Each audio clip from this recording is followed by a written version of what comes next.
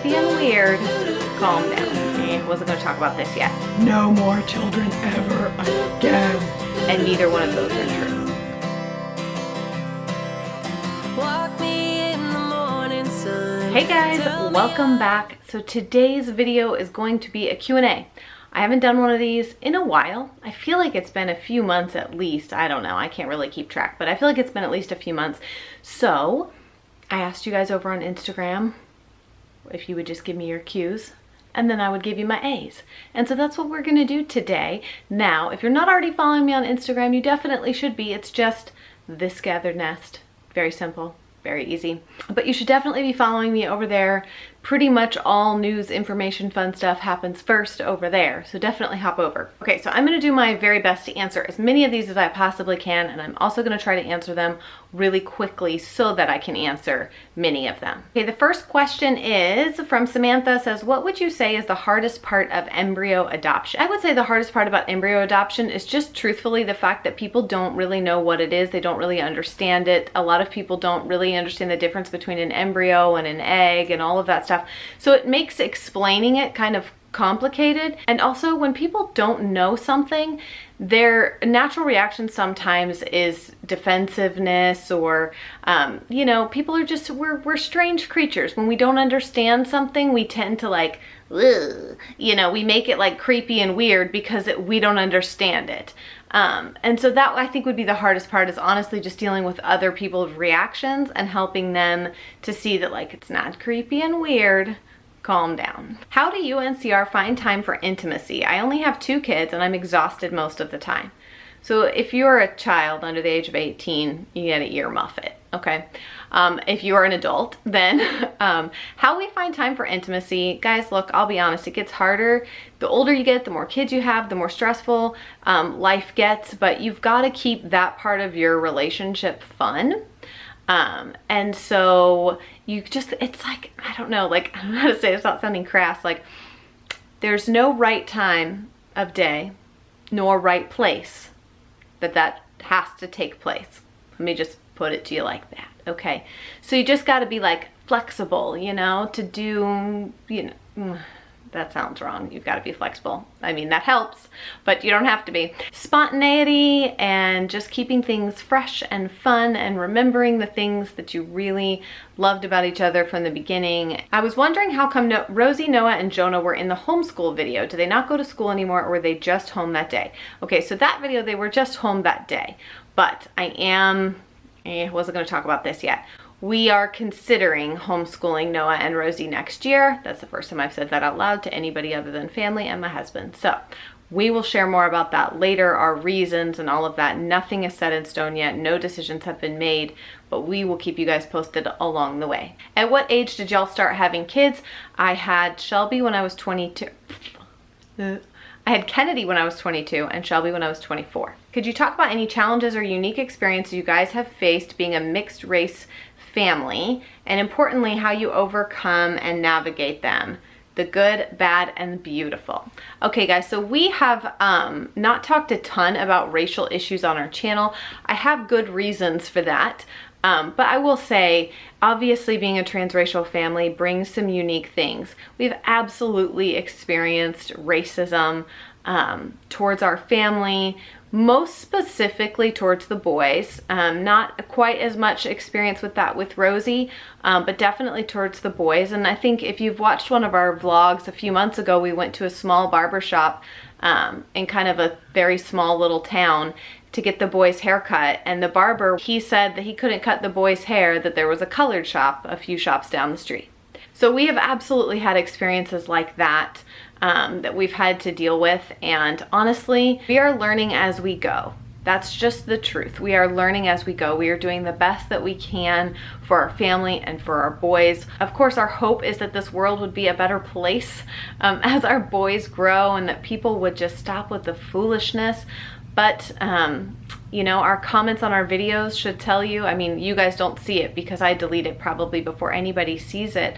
But I mean, we receive comments all the time that say nasty, horrible things about our children, and people don't hold anything back. I've been trolled on Twitter by white supremacists. It's definitely been a challenge. Racism is an ugly, ugly thing, and I'm sad that that's the world that my kids have to grow up in. I'm sad, and I want better for them. Okay, next question, what's it like with your sister being pregnant again? Does it make you want more?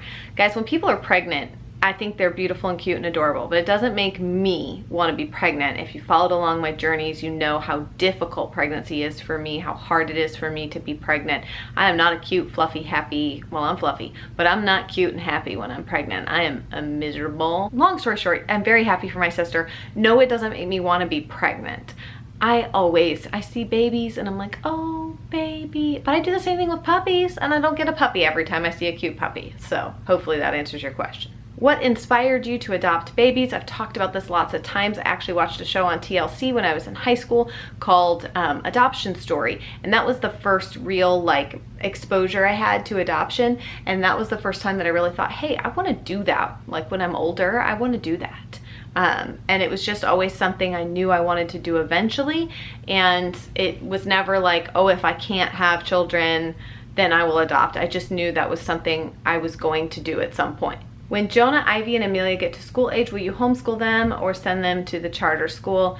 Again, every kid, every year, it will all depend on where they're at. Obviously, my hope would be that we would be able to homeschool them, but I won't know that until they're a little bit older. Jonah still has 1 more year of preschool. He's huge, guys. He's a monster. So people think that he's older than he is, but he's only 4, and he turns 5 after the cutoff for school.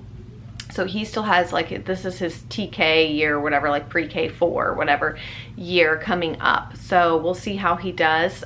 This is the time when we start actually really trying to teach them a few things and see how they do with it.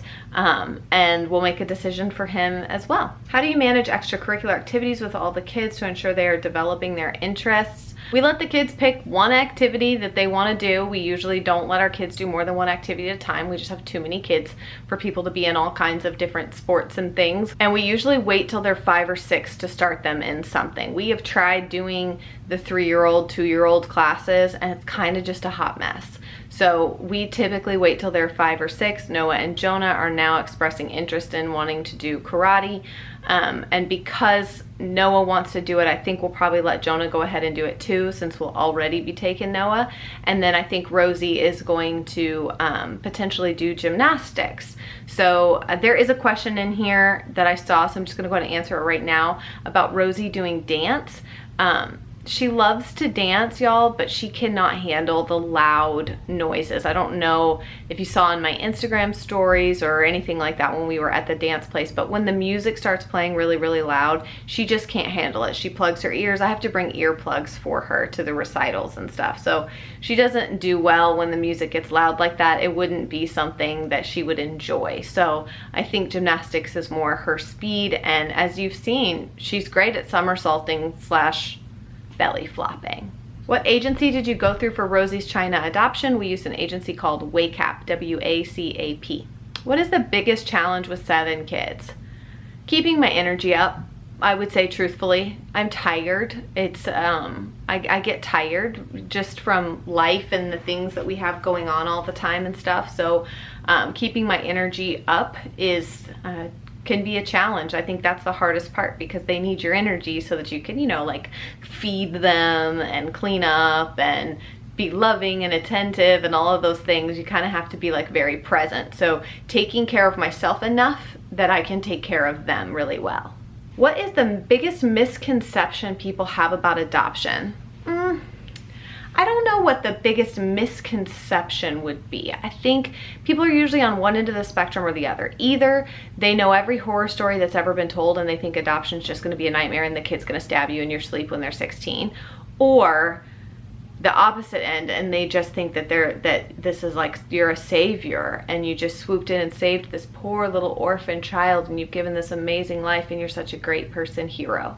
And neither one of those are true. I think there needs to be more transparency in adoption. I actually have a friend who's doing some really amazing work with sharing blog posts or writing a blog, and she's sharing posts from families who've experienced difficult adoptions, because most of the time, if that's your experience, it's really hard to talk about because people will just attack you, and it's just really hard. I think that's true for anything. It's always hard to talk about the negative side because people think that you're trying to be negative about the whole thing. So I'm anxious for that to be up and running so that I can share that too, because you guys, adoption isn't all sunshine and rainbows and flowers. There's some really hard stuff.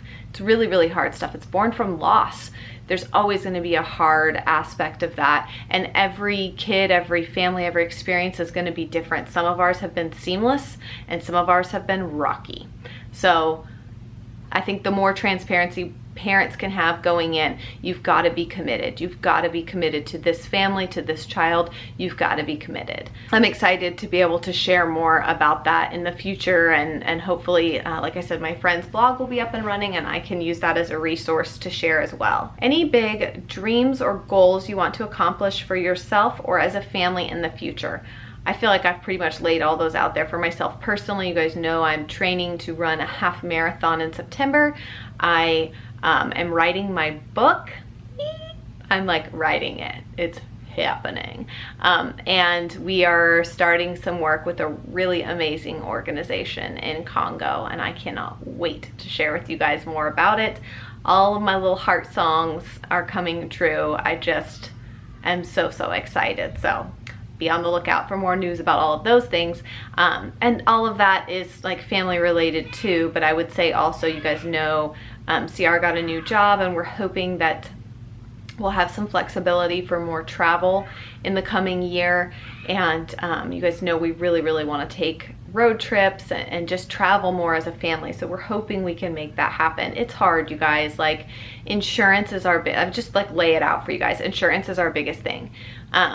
We can't just go on and be these entrepreneurs and have CR not work a traditional job because of the insurance. We need the insurance due to some of our children's health conditions and stuff.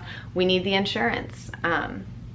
We're kind of tied down because of that. So anyways, tell us more about your future book. Was it difficult to start writing? How many chapters do you have? Yada. So I may do a whole separate video about the book writing process and where I'm at, because I feel like I could explain for a long time, because I hired a writing coach to help me get started, and I just wrapped up with her. I worked with her for 5 weeks and I just wrapped up with her. So let me know in the comments if you guys would like me to do a separate video, or maybe I'll just do a blog post about getting started writing a book if you have this like burning book in your heart. You know, just kind of like steps to get going. When you're not vlogging and just piddle-patting around town, do you always look that good still? Makeup and jeans, just curious.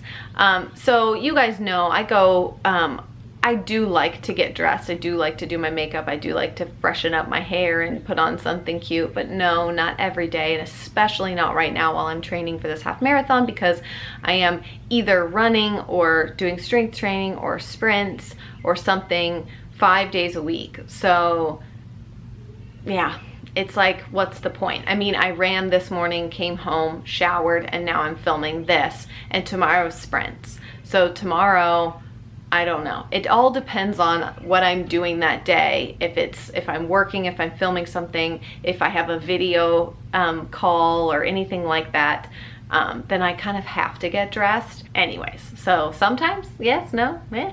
What is one thing you would say to your younger self? Honestly, this is gonna sound mean, but I would say, sister, you are not that special.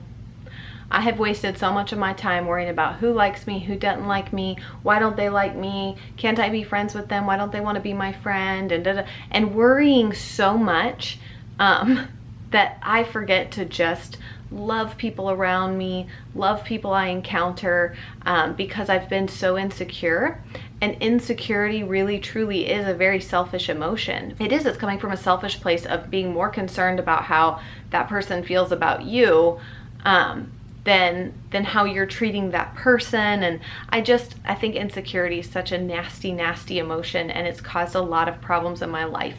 So if I could go back and just like rip that part of me away, or just slap her in the face a little bit, I totally would.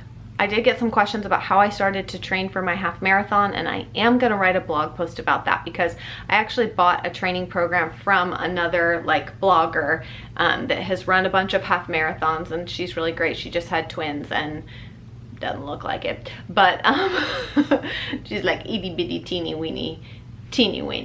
But she wrote a training guide basically for half marathon, and that's what I've been using. So I will leave a link and everything, but I think I'm going to write a blog post to talk about kind of all of the things about training for a half marathon because it's a doozy.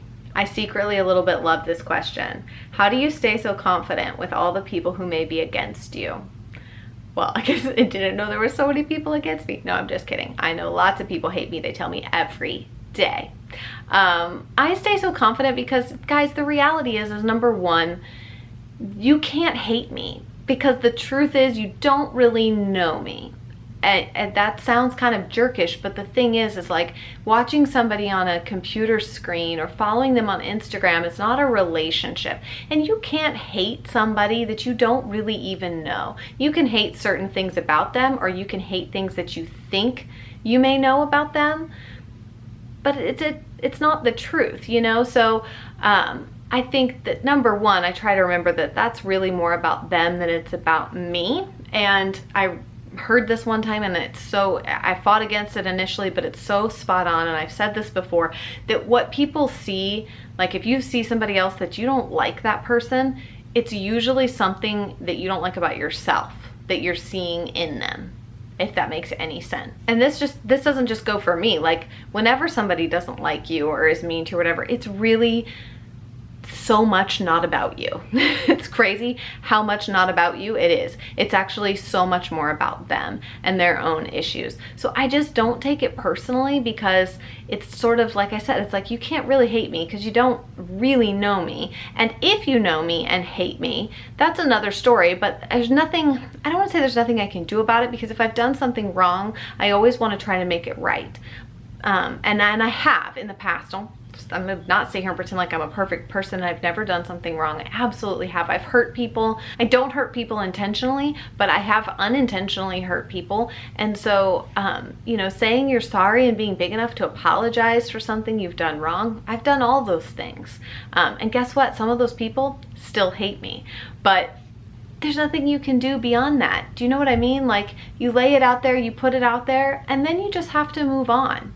Okay, I have a lot of questions about Noah and Rosie being in school and stuff. Like I said, I'm going to do a whole separate video and I'll talk about that. Someone asked about reflections about them being in school, what worked, what didn't. I'm going to talk about all that, but I think I'm going to do that in a separate video. Okay, last question I'm going to answer is, do you plan to adopt again?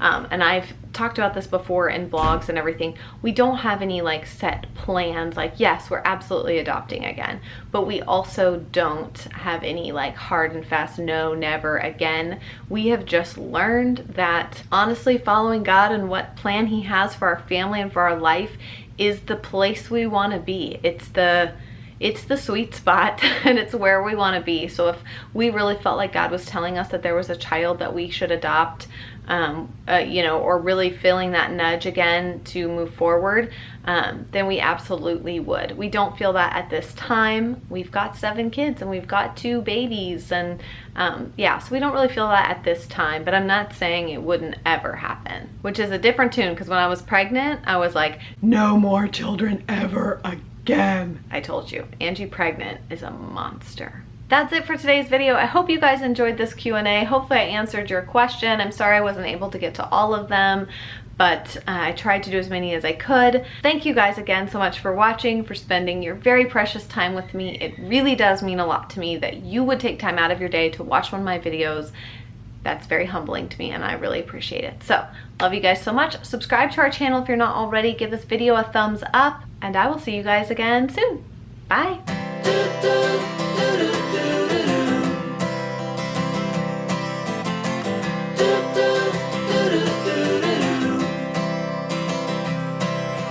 Walk